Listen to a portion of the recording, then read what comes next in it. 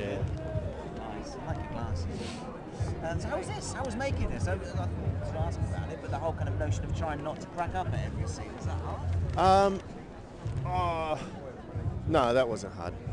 It's okay. It's funny because it all gets broken down. It's very technical. And that's sort of why I wanted to do it. I wanted to sort of go and do a movie where I'm surrounded by people that are like really good at this stuff, at the gags, and guys like Stephen Merchant and Minnie and Rafe. They're good at this sort of stuff. And Rose. And I'm not particularly. I've not really done this sort of stuff before, so I thought it'd be interesting. And Dan and his experience, it's just interesting the way the process is. It's kind of very mathematical and very meticulous. So I always felt like actually most of the gags that were hilarious on the set weren't as funny in the film. And a lot of the stuff was unusable because it was funny outside of it.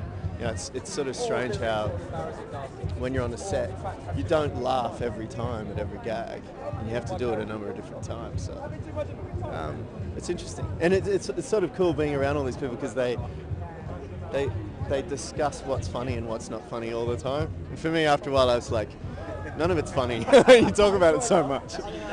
Yeah. If couples are going to see this, is this kind of pro-marriage or anti-marriage? I think it's pro-marriage. I think it is. I think it's kind of. I totally think it's pro-marriage. I think that there's a moment when Minnie's character and Jason Fleming's character, they have that little. They give each other shit the whole time, and then there's a moment where she grabs his face and says, "I love your ginger face," and she goes, "Oh, I love you too." And then he goes to kiss her, and she says, "Don't kiss me," I can relate to that. That's a real married couple.